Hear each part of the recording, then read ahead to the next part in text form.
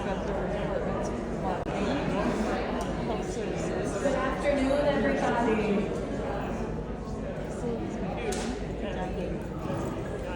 Welcome to our town hall meeting. My name is Madison Cody. I'm a chaplain here. Thank you all for being here, for coming to share your time and your energy today. Let us pray.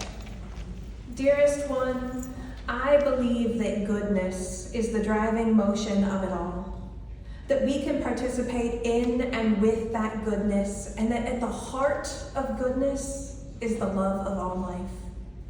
Lead us to see, participate in, and cooperate with that goodness. Help us to complete goodness's joy and our own. By doing that, we enter into your presence. So as we come together today to learn and to reflect, be with us as we strive to create the community that we want ourselves to be in. Amen.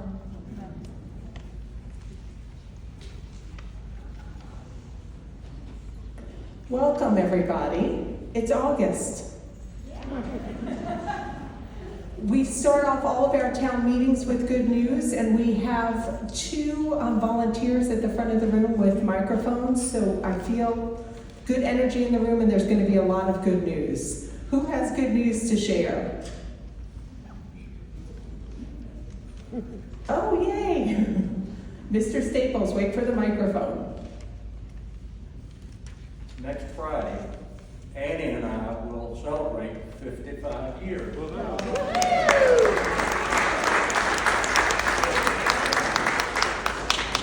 That's wonderful news.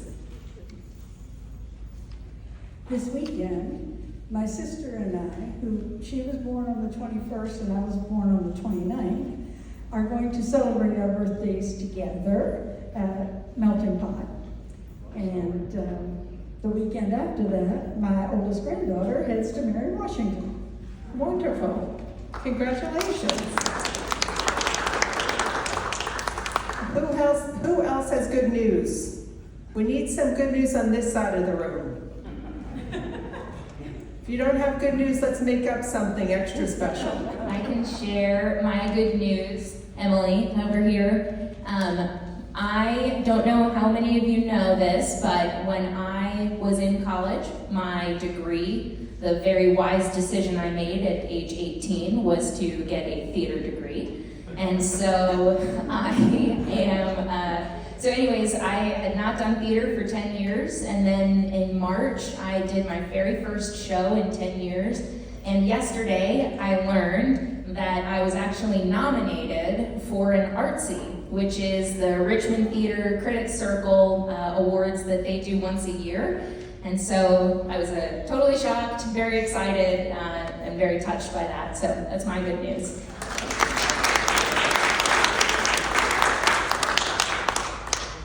Last call for good news. Anybody in the back of the room have good news? Okay, here comes the microphone. Hold on one second.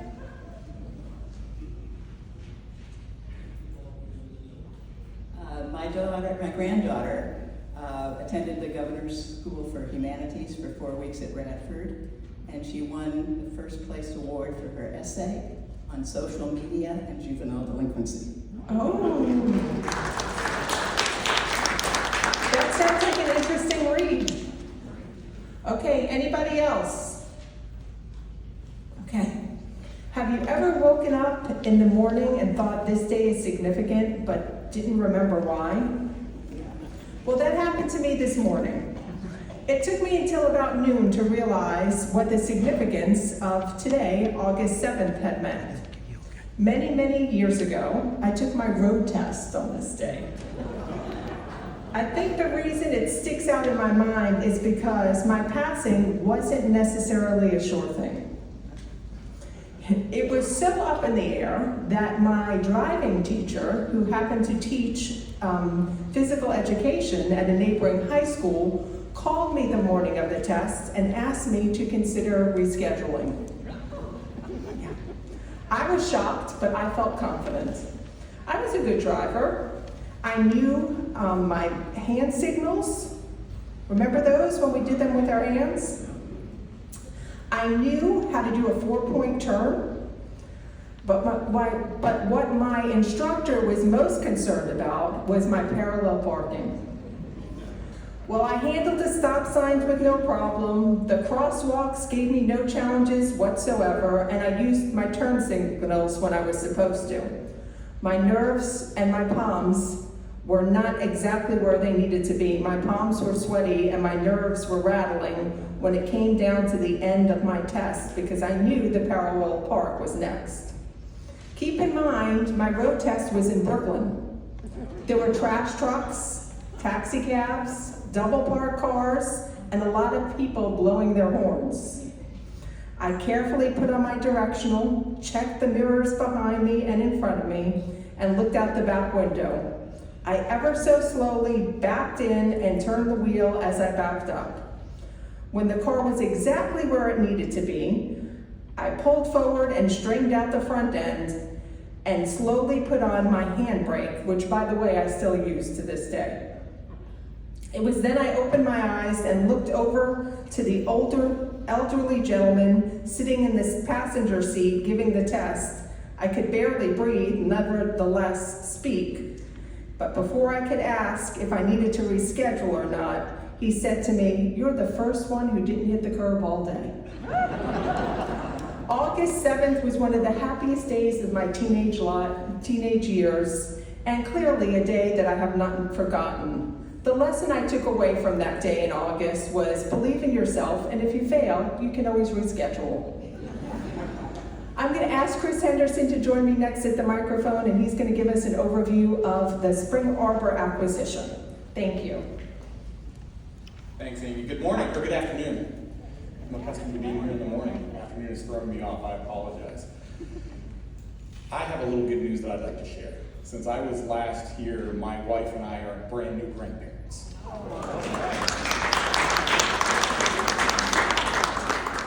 We're thrilled about that. Those of you who know me, please use the microphone. Can you hear me now? Can you hear me now? Yes. Okay. Those of you who know Sarah and me know that we are strong supporters of adoption and foster care. And our oldest daughter adopted a little girl, so we're thrilled. So she is a year old and is the light of our life. So, thank you. So I'm here today to talk a little bit about where we are with the Spring Arbor acquisition. And I'm hoping that I can put some rumors and some assumptions that are incorrect aside. And I'll be glad to take a couple of questions after I share what I have to share with you today. Thought it would be good to start with a little background to share with you how we got to where we are today as Pinnacle Living. I think many of you know that we were founded by the Methodist Church in 1947 and began serving residents at Hermitage Richmond in 1948. Since that time, we grew from one community on the north side of Richmond to 7 communities across the Commonwealth of Virginia. Many of you know that the last community that we opened, Windsor Mead, ran into some financial struggles in 2008 and 9 because of the housing crisis. Simply put, people couldn't sell their homes and they couldn't move in, and we were stuck at about 50% occupancy. So we worked with our creditors, we worked with an excellent group of consultants, and we went through a structured Chapter 11 bankruptcy and wrote down about $30 million in debt. And I'm really proud to say that we've retained that asset, which most senior living providers have been able to do through bankruptcies, and Windsor Mead is now thriving, and we're thrilled with that. We've got 177 occupied residences at Windsor Mead today. Windsor Mead has over 300 days cash in the bank and a debt service coverage ratio of about 1.65. So the community is strong, and we're proud of that work. But after we stabilized Windsor Mead, our board began to look very closely at who we are, what we do, and where we do it. And we began to make some really, really tough decisions. We had a community in Onancock, Virginia.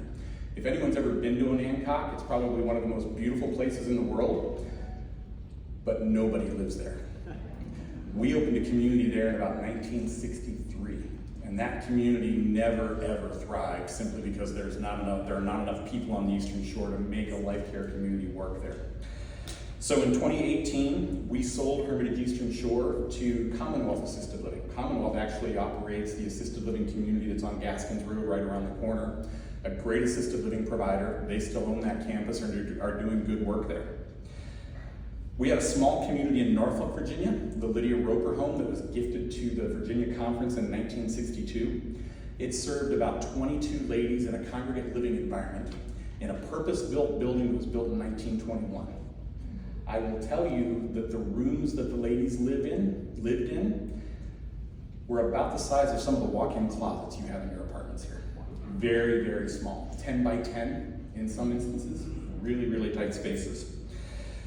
We knew that there wasn't a redevelopment opportunity there, plain and simple. It was a landlocked piece of property in a residential neighborhood in an old building that really needed to have a different use put in place. So we sold that community in 2019 to a for-profit developer. I drove by that building about 5 months ago, I think it was in February, and the developer is still working to redevelop that campus, that building into market rate apartments. They're using tax credits and they're still working through that redevelopment. There are no windows in the building. The windows are all boarded up, but there were dumpsters in the back of the building. So I assume they're working now on gutting the building and working through that. A tough redevelopment. Most recently, we took a really hard look at our Northern Virginia campus. And Alexandria is an interesting place. There are more assisted living and nursing homes in Alexandria than we probably need. And there are a number of really, really great upscale life plan community providers in the market as well. We looked closely at that market and realized that there was a huge opportunity for a very, very upscale campus on our property that would probably cost somewhere in the neighborhood of $400 to $500 million. Let me restate that, $400 to $500 million. And in 2021, we sat down with our board and said, you know, we could spend $500 million here and serve about 150 residents. And our board said, we can spend $500 million someplace else and serve a whole lot more people. So we started conversations in 2021 with the folks at Goodwin Living. Interestingly enough, Goodwin Living operates a life plan community right across the street, literally across the street from what was then Hermitage, Northern Virginia. And in 2022, we sold that campus to Goodwin Living. They're now operating that as a rental community that they refer to as The View at Goodwin Living.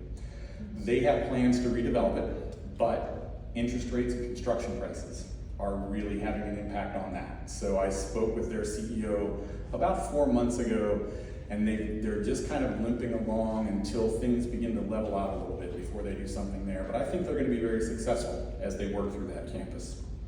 After making those operating reductions, we became a much more financially strong organization. And that's something we're very proud of. We have a solid history, and as we look to the future, we began to explore what that future holds for us as a board of directors. Our updated research tells us that the Richmond market is strong, and we're happy to hear that. We need to really, though, focus not on another Cedarfield campus, but something a bit more moderately priced. So we're working with developers today to redevelop and develop plans for Hermitage Richmond. And I hope to be back to you probably in about a year, is my guess, to share with you our plans for that campus. We're just in the infancy of that work right now, but there's a strong market there. During that market research, we also realized that there were strategic opportunities to acquire assisted living and memory support communities, and a lot of that is because of the reputation of the building we're standing in here today. Emily, I think, will tell you that we regularly receive calls for direct movement into assisted living and memory support, and simply stated, that space is for you, and we're not moving people into those spaces. So, when we were contacted by a broker about the Spring Arbor opportunity, we jumped at that, and we're excited about where that is and what we see there. We also know that our Roanoke market, although shifting slightly out of the city of Roanoke and moving more to Roanoke County and Cave Spring and Botetourt County, if you know that part of the country, there are opportunities there as well. But we opted to begin work on Hermitage Richmond first because that's the building that creates the biggest opportunities for us in terms of transitioning an old building into something new again. So we've got a lot of plans and a lot of thoughts in that regard. Nothing concrete yet, and we're just in the development phase for Hermitage Richmond. And we'll be back to talk with you about that one. We also know that there are a number of other markets where a more moderately priced senior living community, and please hear me when I say moderately priced, not low income. We're not a low income provider. There are great organizations that do that work. That's not Pinnacle Living. We're focused on more moderately priced rental products that provide independent living with perhaps assisted living and memory support. Very different than where you live today at Cedarfield. But the great news is we know that there's a strong future for both Cedarfield and Windsormead as we sit here today as life plan community and fee-for-service communities. I used to live across the street from a couple by the name of Bob and Mary Ann Large at 2153 Cedarfield Parkway back in 1997. And when I came to Cedarfield for the first time in February of 97, I was blown away by this campus. But I will tell you that the campus we had in 1997 doesn't hold a candle to what we have here today. And we should be proud of that work. You all know that we've spent over $90 million in repositioning this community to make it what it is today. And that's going to be work that's going to have to continue and move forward as time goes on. When we built Cedarfield in 1996, the little tiny fitness center that we had down in the basement, that I think is resident storage now, yeah, that's resident storage now, met market expectations. We never envisioned the building that's out the window there. It's a beautiful space, it's an amazing space, and it really, in my mind, defines who we are as Cedarfield, and we should be proud of that. There will always be a strong opportunity for the Cedarfields and the Windsormeads of the world, and we're going to continue to do that great work here. But I think you all recognize that there's a socioeconomic issue associated with the Cedarfields and the Windsormeads. These campuses, quite candidly, only cater to the top 3 or 5% of individuals in your income bracket. And as we look to the future, we know that there are huge opportunities for folks with less financial means, not poor, not low income, but not the planners and the savers that you have been in your entire life either. So we're looking at those opportunities throughout the Commonwealth. And we're excited about that. But as we look to the future, we're not doing it willy-nilly, or we're not doing it with a broad net. We have 4 key tenets that we're working towards as we look at this. We're only going to explore opportunities in strong markets, like Richmond. We're only going to pursue opportunities that will diversify and improve our product offerings. We're only going to implement opportunities that will be accretive to the bottom line. In other words, positive cash flow. And lastly, we are going to explore partnerships with other like-minded organizations because we know that there are other organizations out there that do great work, and we want to be a part of that work as well. So those are the 4 key tenets that our board has put together as we look to the future. And I'm really proud to say that the Spring Arbor campus has hit 3 of those 4 tenets. We know there's a strong need for good quality assisted living and memory support here in the West End of Richmond. We also know that because of the great work that happens here, there's a need for a slightly more affordable product, and that's what Spring Arbor is. Remember, there's no entrance fee, it's a rental product, and it's a lot different than where you live today, and that's something we're proud of. And lastly, we do see financial upside for both of these communities.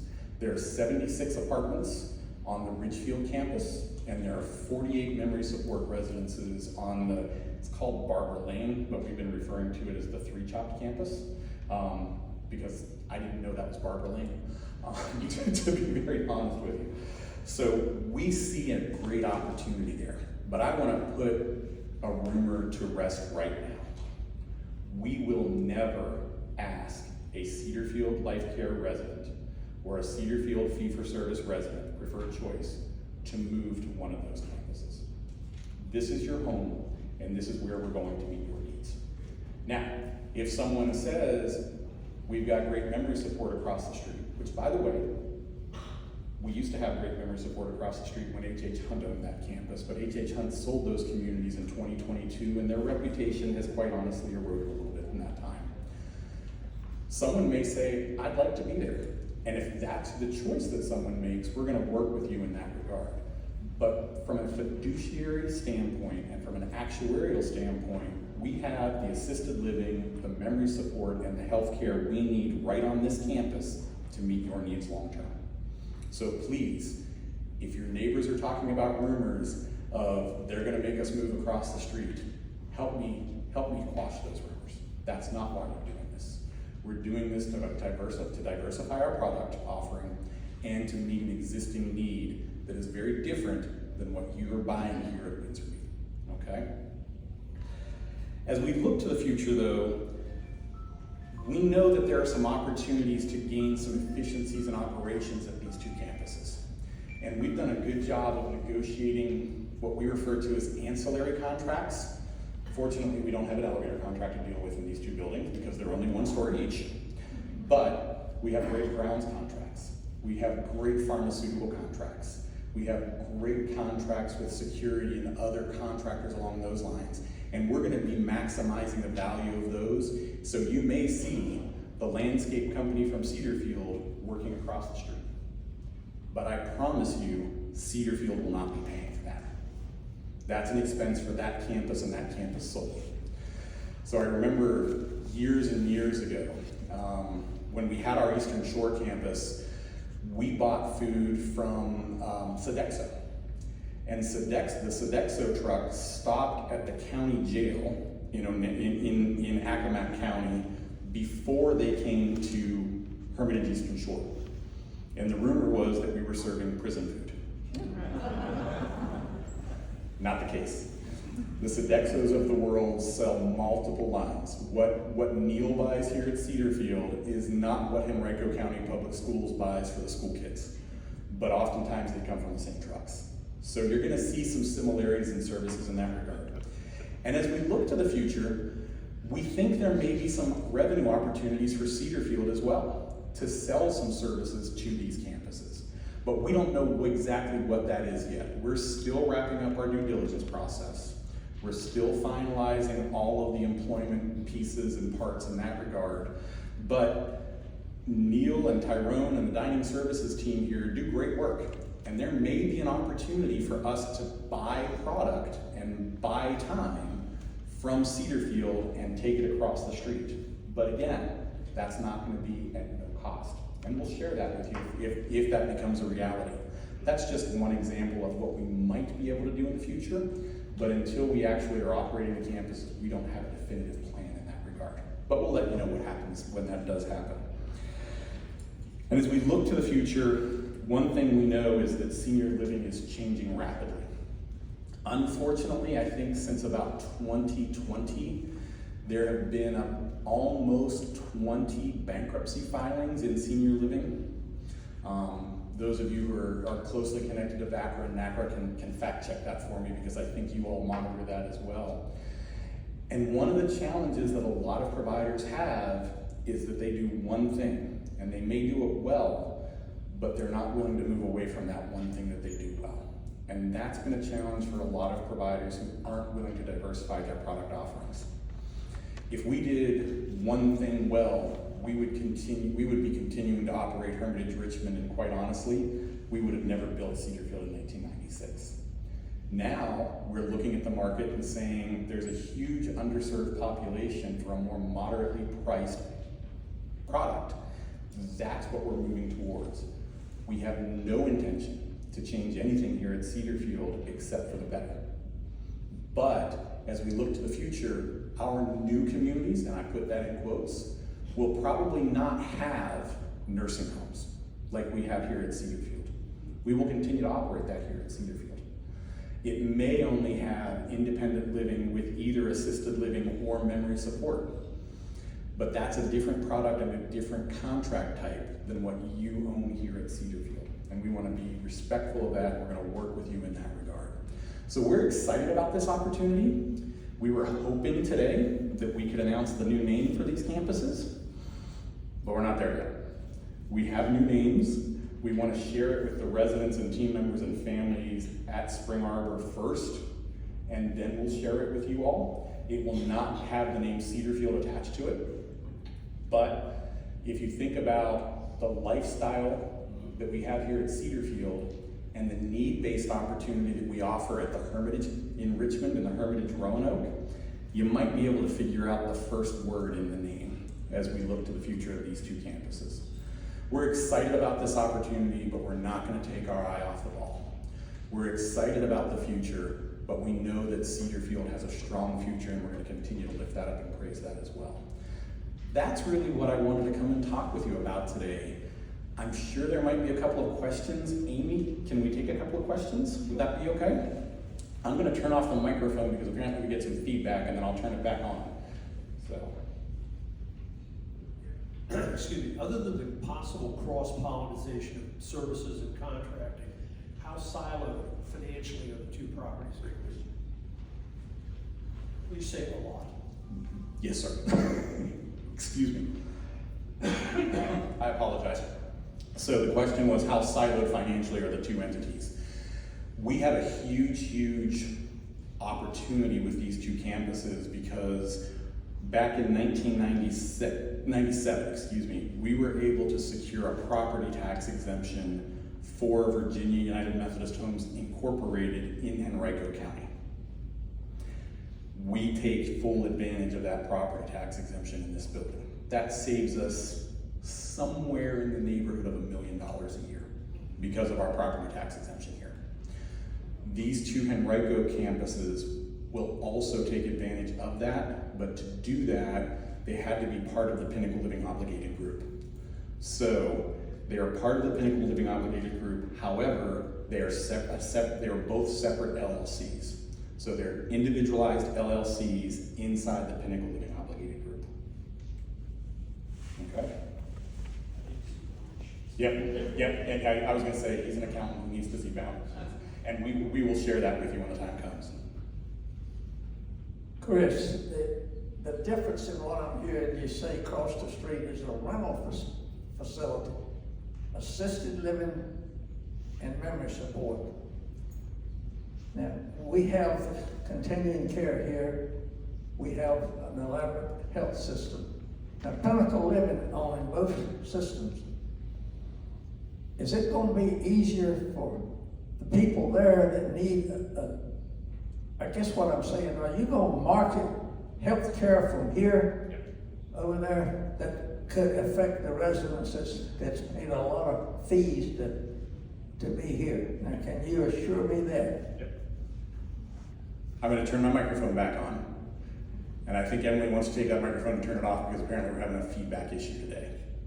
But the answer to that is we keep in mind that from an actuarial standpoint, and we work with A.B. Powell, and as you look at the audited financial statements, you'll see a report from A.B. Powell in that audited financial statement. Fortunately, here at Cedar Field, we are overbedded, which means that we have more nursing home beds than the actuarial need for those of you living here in independent living. The benefit to Cedar Field in that regard, Mr. Smith, is that we do have per diem folks living in healthcare, and we do have a few per diem folks still living in memory support, correct? And a couple in assisted living. Those per diem folks generate nearly $3 million a year in revenue for this campus. So there's an upside to that. But those of you who were here way back in December and January of 2022 know that we weren't managing that very well. I can tell you now that I looked at Kate and she was able to tell me how many per diem residents we have at each level of service because that's a big part of her job. We're gonna manage that to your benefit. We're gonna take advantage of the financial resource that the per diem folks bring, the term residency people bring to the community, but we're gonna make sure we have beds available for you as well. So we do not intend to move folks from assisted living or memory support in what is today Spring Arbor to Cedar Field, nor do we intend to market that, because quite honestly, most folks who move to assisted living plan to live in assisted living with hospice services until the end of their life. That said, if we have an opportunity, particularly in Poppy Place, Medicare still. Yep, okay, I'm sorry.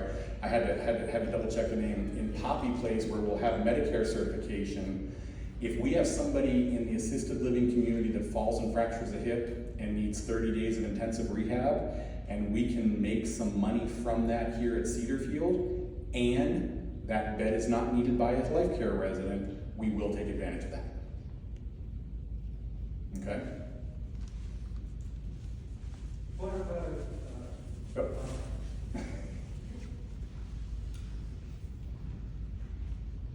what about someone who has, Pinnacle Advantage, but not here? Will they then take a back seat to, the people across the road? That's a great question. Can I repeat that? Because I'm not sure everybody heard it. I'm a little deaf, you gotta talk a little slower. Okay, that's a great question. I'm gonna repeat it because I'm not sure everybody heard it, okay? The question was, for our Pinnacle Advantage folks who are not yet Cedarfield residents, will they take a back seat to the people across the road? The answer to that is no. Life Care, preferred choice first, Pinnacle Advantage second, then everybody else. Okay, so our Pinnacle Advantage folks will continue to have priority. How does, Medicare and the other things fit in? That's a master's class that's gonna take us a couple of hours to get through. Okay, well then, Reader's Digest version. Reader's Digest version thereof. Okay, so we have 20 beds in Poppy Place that will be skilled Medicare Part A reimbursable beds. And I'm looking at Kate and Dan and Amy because I know I'm gonna screw this up, okay? We believe that those 20 beds are more than enough to meet the Medicare needs of our Cedarfield residents. But that Medicare piece, whether you're traditional Medicare or Medicare Advantage, is an opportunity for you to save money as a life care resident and for us to provide more intensive services to you. So, life care, fee for service, life care, preferred choice, Pinnacle Advantage, outside community, and all four can take advantage of the Medicare services if we have space available. And I was under the understanding that once we got Medicare here, that it was for all the beds and, No, sir, we only certified 20 of the 60 beds. 20 of the 60. Yes. So if you're in a life care here, you're not gonna get a chance to use your Blue Cross. No. So my father-in-law is from Louisiana, and he used to say that you're trying to compare apples to goats rather than apples to oranges. Life care and Medicare have nothing to do with one another. Whether you're a life care resident, a preferred choice resident, or somebody from the greater community, you can take advantage of your Medicare Part A and Part B. That doesn't have anything to do with your life care contract here. So in theory, someone could go from permanent health care after a Medicare qualifying hospital stay and move to like that. I got it right, didn't I? This is so foreign to me, by the way, as I talk about it. I've had to do a deep dive into this because it's not a world I've lived in. You could, in theory, be a life care resident living in the healthcare center, have an accident, let's say you fall and fracture a hip again, you have a qualifying hospital stay, you could go to one of the 20 Medicare skilled beds and take advantage of the skilled services in Medicare. DONs, nursing home administrators, correct me. Did I say that correctly? Okay. So if you're a life care resident and you run out of money.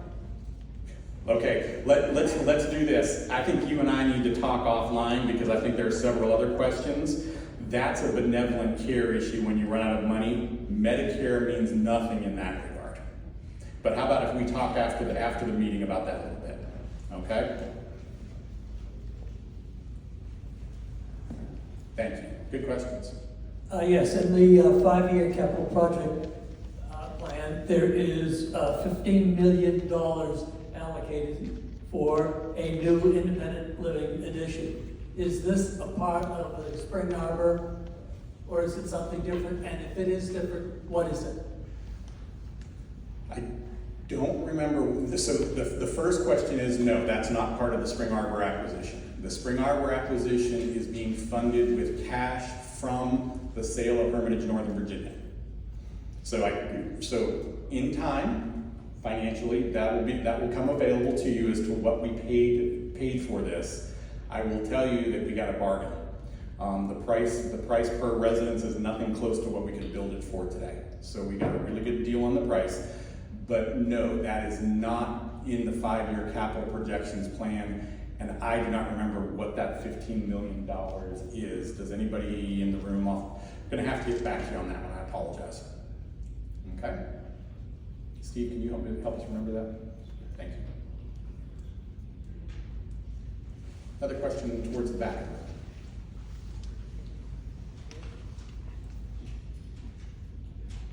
Will the people from Spring Arbor be able to use any of our facilities at any time? That is a great question. The answer to that is no.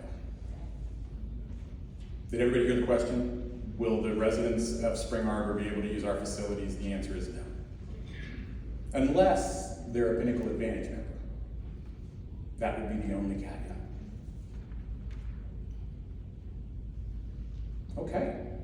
Amy, we said 5 to 10 minutes. I think I've taken 30. I apologize. But I'm gonna stick around for a little while. I do have a 4:30 that I have to do, but I'll be in the back of the room and look forward to chatting with you a little bit more at the end of the meeting. Thank you all very much.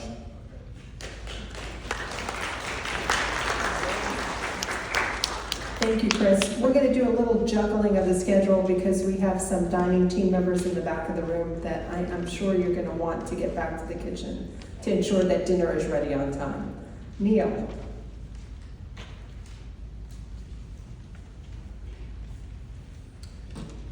Hey, good afternoon, everybody. I'm Neil Stoyer, the Director of Dining. And we got something special going on. Has everybody looked at their Cedar Field app today? We updated some of the menu things on there. Our great staff here is coming through. Chef Tyrone Beasley, Chef Liddell Samuels, Lyric Pride Home, and Dining Manager Steve Giesling are here. And we're here to talk about destination dining. So Steve, I'll put him on the hot seat just a little bit. He had this idea, because we talked about destination dining, about 3 months ago? Remember everybody coming and seeing the slide presentation? Well, Steve said, you know what? The Olympics are coming up, and where are the Olympics? They're in Paris, France, right? Why don't we do the first destination as Destination Paris? And so that's what we're doing. So starting tomorrow, we are having a soft opening. We had limited reservations. We're already fully booked. And we got everything from braised baby artichokes. We got a chicken and pork liver pate. We got a Marseille crevette ragout. We have a prawn horchata. And we have steak au poivre, duck à l'orange. And I would like to have Steve come on up and talk about what level of service we're going to have. So Steve, thank you. Welcome everybody. Yeah, we're excited. It's finally here. Like Neil said, soft opening for the next 2 days, Thursday and Friday. So Monday is pretty much full on open in Prima Destination Paris, and we've been working very hard. I've got Lyric with me over here. This is uniform we chose for now, and we're allowing a great model.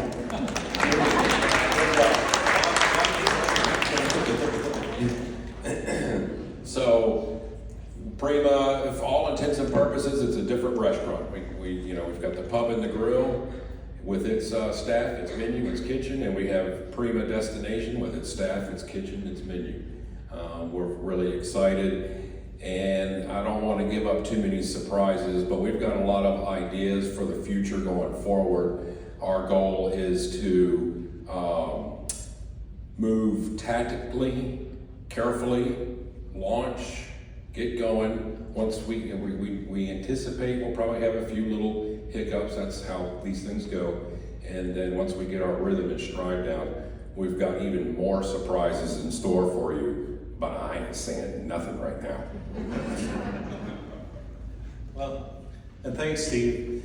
You will see right when you walk into past Prima into the grill area that Chef Liddell is going to be right there with his team. He's going to be working and cooking and sweating and all those things. So if we need any volunteer residents to help out, we'll do that. What we'll do in the beginning as well is those coming for the soft opening. We want to see how you like the new service. Lyric and other servers are going to be working in teams, and they're going to do a different style, and it's going to be a relaxed style for you, and it's going to be a lot of fun. But we'll hand out comment cards that you'll be able to critique and write things down, and that we're going to go over, and it's going to be a good time. So, like Steve said, I'm not going to announce too much about the next destination and things, but go ahead, make your reservations, and it's going to be there for you. And the other things that is going on is in the cafe. You can see some of the things that are coming online.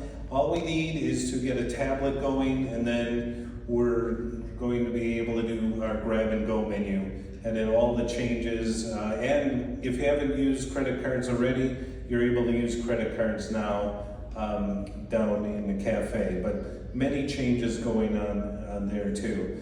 And then other things that we will announce in the future about healthcare, what's going on there as well. So, all these guys look super. All I got is an Amy Chapman beret. So, viva la France, and enjoy Destination Dining. Thank you.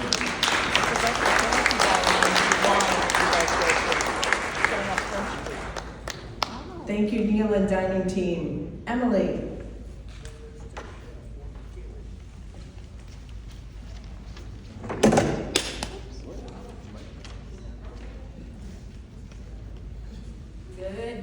Good. Drop the microphone. Emily, the brand new microphone at the brand new Fellowship Hall. Good job. Okay.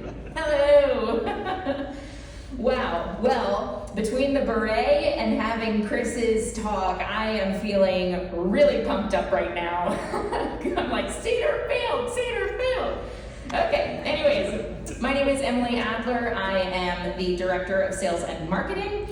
Our newest resident, her name is Fern Cohen. She moved into apartment 453, and I am thrilled for her to be here. She has been so excited about this transition, so please, if you are heading in the direction of B-Wing, please, give her a nice warm welcome. Upcoming, we have 3 confirmed families who are moving in September. And we have 4 families who are going through the process, the application process, and should be joining us in October. And then in November, we have 3 families who are also in the process and will likely be joining us in November. And the big news about the 3 people in November is that 2 of those are 1 bedrooms. Let's go!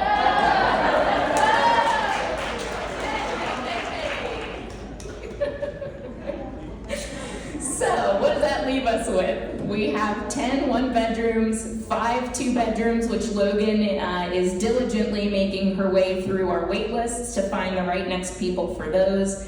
And that puts us currently at 94% occupied and 96% reserved and occupied. So if all of those families come through for September, October, November, we will be at 96% occupied.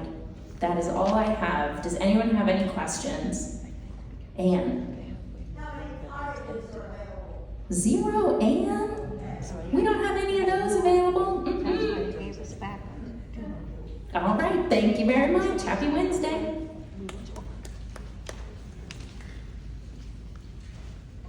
Lauren is up next.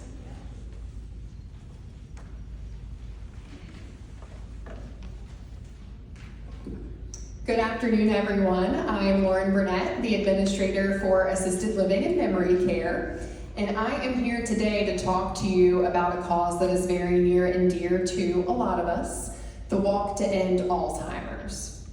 Alzheimer's is a progressive neurological disease that impacts about 33% of individuals 85 and older. There's an organization called the Alzheimer's Association that exists to care and support for individuals that are impacted by the disease, to research treatments related to it, and to also act as an advocate at the federal and state level for different initiatives. And I do want to share with you the mission statement for this organization. To lead the way to end Alzheimer's and all other dementia by accelerating global research, driving risk reduction and early detection, and maximizing quality care and support. Every year, Cedar Field fundraises towards this cause through the Walk to End Alzheimer's. And we would like to kick off this fundraising campaign at the end of this month, which will take place on Friday, August the 30th at 9 o'clock in the morning. So this will be our own on-campus Cedar Field walk, similar to like we did last year, that has a couple of different walk options involved. And then following that, there will be a pancake breakfast that's available to both residents and team members in main dining. So I just wanted to share this with you to make sure you're marking your calendars.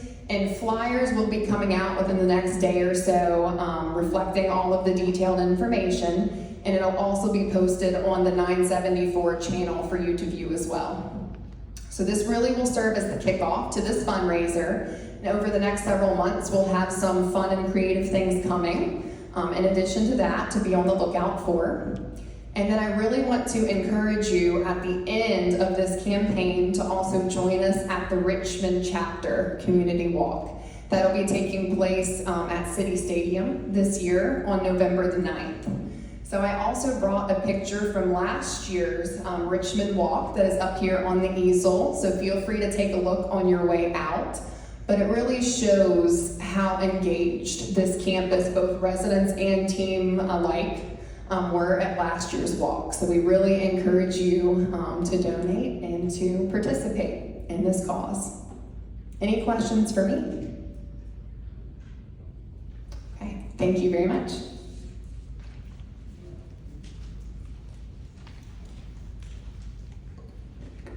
Jean is next with a COVID update for everybody.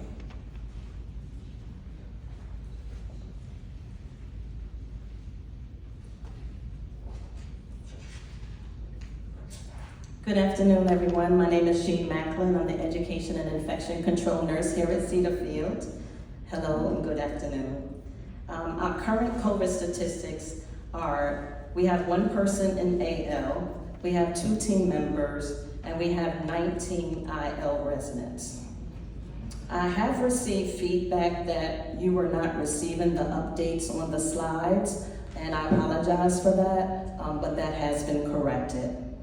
Okay. Everyone's safety is very, very important to our Cedar Field team. So we have been increasing cleaning and disinfection throughout the building with a focus on high-touch surface areas, in the conference rooms and the activity rooms where you are having fun, in living areas. They're also receiving extra attention with the use of our disinfectant sprayers. I continue to collaborate with the Virginia Department of Health, just making sure that we are doing all that we can to keep everyone safe. We test our team members as well if they have any symptoms, so that you are not exposed to them. On August the 5th, 2025, you should have received a memo to inform you of the increase in cases and some things that we are asking everyone to consider to decrease the spread of COVID. To report any symptoms of respiratory infection to the clinic. Symptoms of COVID, I know you've heard them many, many times, but just as a reminder, are fever, chills, cough, shortness of breath, fatigue, muscle or body aches, headache, new loss of taste or smell, sore throat, congestion, runny nose, nausea, vomiting, and diarrhea, okay? We know that these are symptoms of a virus, and we are not by any means trying to practice as if we are still in a pandemic. But please be mindful that if you are having symptoms of COVID, consider wearing a mask when you're attending activities. Reconsider attending meals and programs and activities if you do have symptoms, just so that we can keep everyone safe. If you're not feeling well, the clinic can test you Monday through Friday during clinic hours. And on weekends, please test yourselves or contact the nursing supervisor so that dispatch health can be contacted. Cover your cough and sneezes. Many of us have learned to cover our coughs with our hands as we were growing up. But the CDC is encouraging everyone to cover their cough with either a tissue, and if you don't have a tissue, this is the new way to cough. I know it doesn't look nice, but it's the new way to cough, okay? If you become positive, I will be notified. I will call you and ask you signs and symptoms. You will be placed on quarantine for 5 days from the start of your symptoms. I am required to report the cases to the Virginia Department of Health, so if they do return and do a follow-up call, it's not a scam, okay? I will also give you education regarding complications of COVID, in which you should seek medical attention. They include trouble breathing, pain or pressure in your chest, new confusion, inability to stay awake, and skin color changes, which you may have color changes of a paleness, grayish color or blue color of your skin, facial skin, and nail beds, okay, or your lips, okay? But one of the most important ways that we can prevent the transmission of COVID throughout Cedar Field is for everyone to just wash their hands. According to the CDC, we're supposed to be washing hands at least 20 seconds or use hand sanitizer. I do plan to have a COVID vaccine clinic this fall, so you'll be updated regarding that. Okay, does anybody have any questions for me?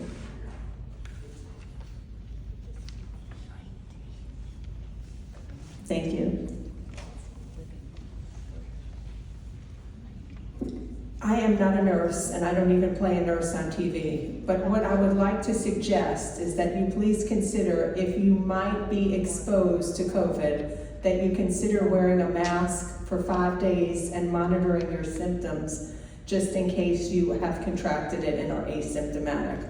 Our goal is to keep everybody healthy, our team members as well as our staff, and by wearing a mask, you're not only doing yourself a favor, but your neighbors and friends as well.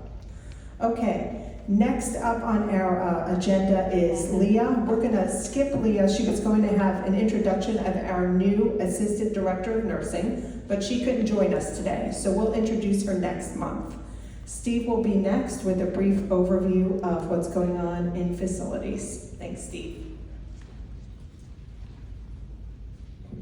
Good afternoon, everyone. How you doing? Anybody fall asleep? That wasn't very loud. Okay, I'll jump right in. I'm Steve Nelson. I'm Director of Buildings and Grounds down in Williamsburg, Windsor Mead, and I'm glad that Chris had some good things to say about Windsor Mead today. Thank you, Chris.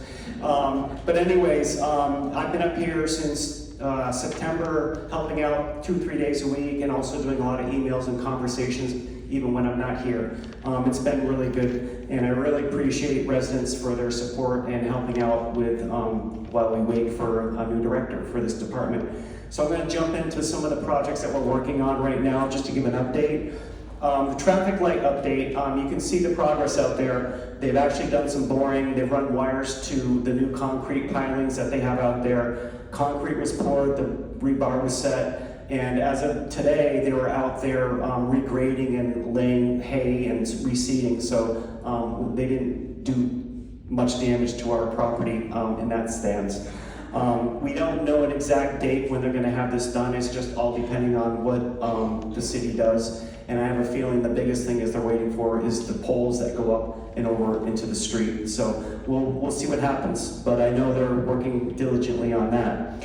The D-Wing generator, today we did have a shutdown on the elevator over in D-Wing, which was only down for a couple hours. And we actually had the mechanical system shut down in the common areas, which we just finished and got that back working. So hopefully that was a less, not so painful experience for people.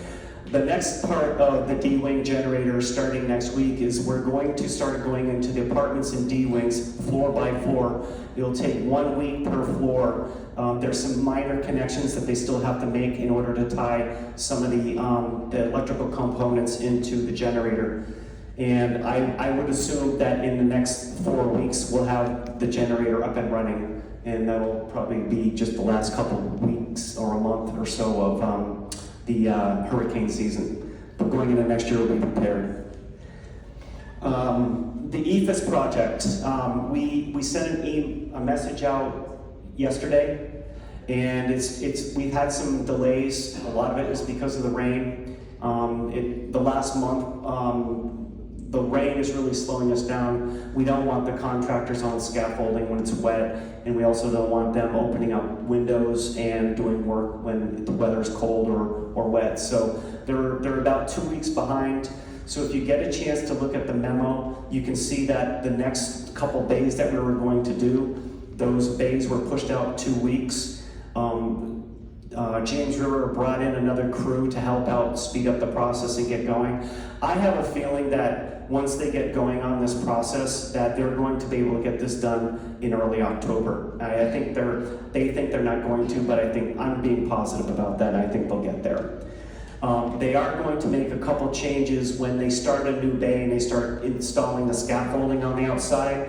We're not going in that same day and hanging the plastic and putting up the containment wall. We're going to wait a few days until the scaffolding is installed and they start tearing down the EFIS on the outside. Residents were concerned that the windows were blocked and they felt like they were in a Tupperware bowl and they couldn't see out. So we're going to try to reduce that time frame when the windows are blocked off. The other thing too is will help with that process is the windows that we were going to wait later in the phases. We're actually doing it now, so those windows are here. So moving forward, we should see this process work better. The hot tub. Does anybody use a hot tub? Hands? Oh, there's a few. It's broke, right?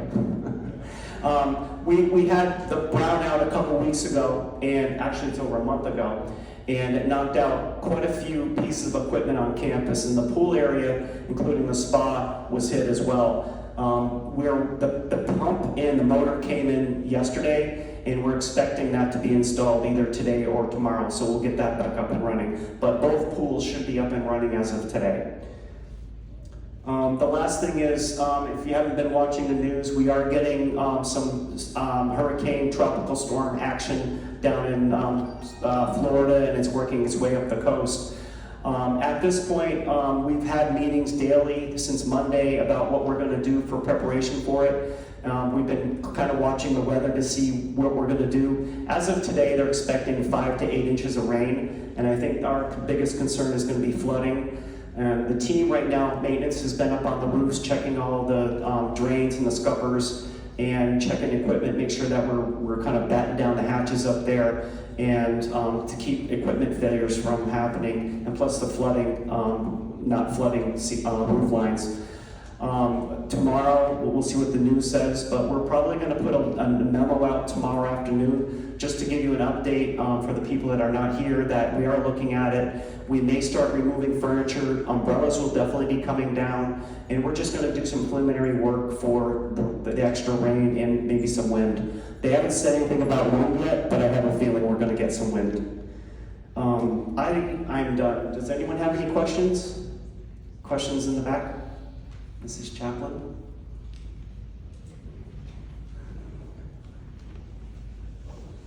With that much rain and the potential for wind and everything, is that tree gonna be down before they end up having that weather event?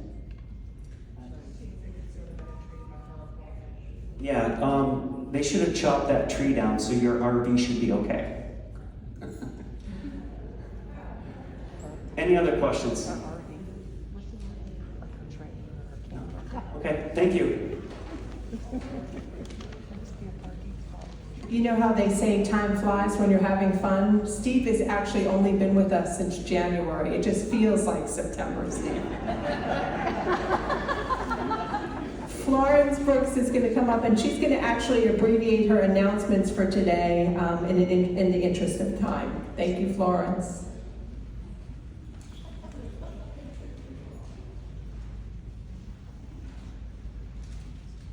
Hey Cedarfield, I'm Florence Brooks, Director of Resident Life and Wellness. Melissa, come on up. I want to introduce you to two of our newest team members in our department. Dee Ford. Dee is our lead driver.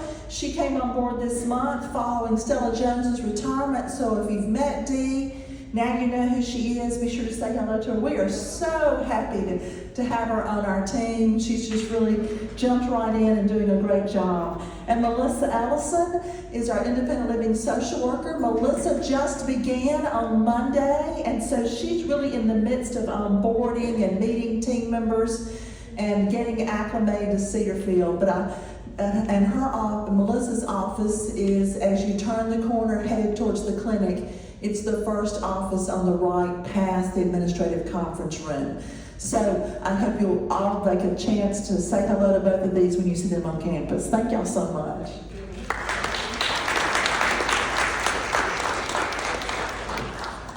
And I also want to share with you that this month, the clinic is on the move. Our Cedarfield clinic is going to be renovated. Did y'all know that? We've been talking about that. Gosh, I think I started in 2014. And anyhow, it's going to be renovated, and on Friday, August the 16th, the clinic will be moving to apartments 472 and 473 in independent living. Their goal is to move on Friday the 16th with the idea that they will reopen that Monday.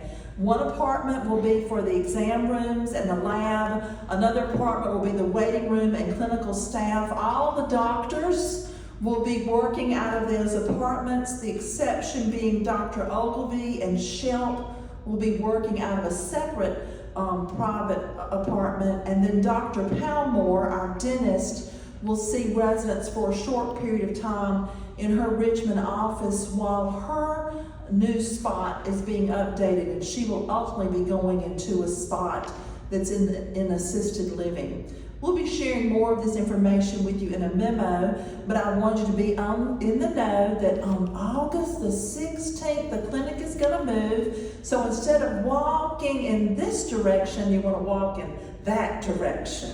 Do you have questions about that at this point? Too many to ask. Is that what it is?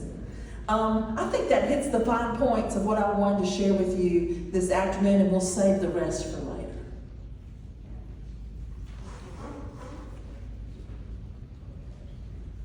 Thank you, Florence. Just a couple of reminders. One is We Care Connect. That is the company we contract with to get feedback from you about satisfaction. Please, please, please respond to those phone calls, text messages, or emails. All that information is shared with us immediately, so if you have a concern, we're able to address it and also make sure that we put plans in place so that somebody else doesn't have that same concern. If you have any questions about We Care Connect, please see me after the meeting. Also, live stream. When we did the renovation of this room, Comcast was not called out at the proper time to be able to install our abilities to do live streaming. That's why you haven't been able to watch us from the fellowship hall as we are talking in real time. We have contacted them. We are on their list so that they can come out and help us with that. But this broadcast, in case you want to replay it, will be posted on the app right after this meeting, so it should be there for you to see again later tonight if you want to go back and watch it again. Just another quick reminder that on the 15th of this month, August, at 1 o'clock, we will be having a retirement party for several of our team members who have retired over the last year or so. The fellowship hall is now open and is available for us to do that party. We'll announce it on channel 974 too, so that you can mark it in your calendars when you get back to your apartments or cottages. That's my announcement. We're going to move on to the mission moment, and that will be Florence Brooks. Thanks, Amy. You know, there's so many team members that we could pause and just highlight this afternoon for the really incredible work that they do. But this afternoon, we want to take a moment and talk about one of the friendly faces in the clinic, a go-to nurse when there's an emergency in the building. The last few weeks, like all weeks at Cedarfield, have been busy, and Adeline Witcher has stepped up to the plate. Recently, 3 residents stopped by the administrative offices to compliment Adeline on her quick response, her nursing judgment, and her kind heart. One resident had a fall late in the day. Adeline not only took care of the resident's injury, but cleaned up the apartment so the resident wouldn't have to wait for housekeeping the next morning. The resident also shared that the very next day, first thing in the morning, Adeline showed up to check in and apply a new bandage. Adeline's always going above and beyond. We're so lucky to have her as part of the Cedarfield team. And Adeline, won't you come forward so we can just say thank you?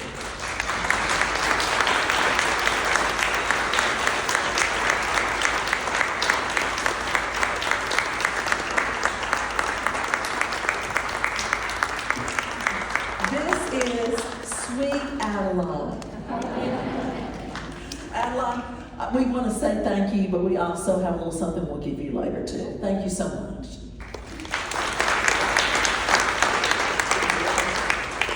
Frank Miller, you're the next contestant. Oh, wait a minute, that's a different thing. Okay. My remarks are going to be brief also, not quite as brief as last month. But a couple of things. First off, Chris Henderson, thank you so much for coming and really helping us few fears we had here and explaining that and being here to answer questions anybody has them. I have not been here since I spoke with you last at the Residents Council meeting. I have been in Sandbridge with my entire family, and it has been wonderful, but I don't have much to say. I would like to say a couple of things though. One, Steve, you mentioned the poles for the traffic signals. The poles, all of them, the vertical poles and the horizontal arms have been here since before the project started. So they're here and ready to go in. I don't know about the signals themselves. So we have the wiring, we have the foundations, the poles are here, so I'm expecting that's going to move along pretty fast from this point. The last thing is on August the 14th, right here in this room, there will be people here to help you look at your Medicare Part D medication costs, and if you would like, to help you determine if there is a more reasonable priced alternative available to you. August the 14th, right here, 2 o'clock.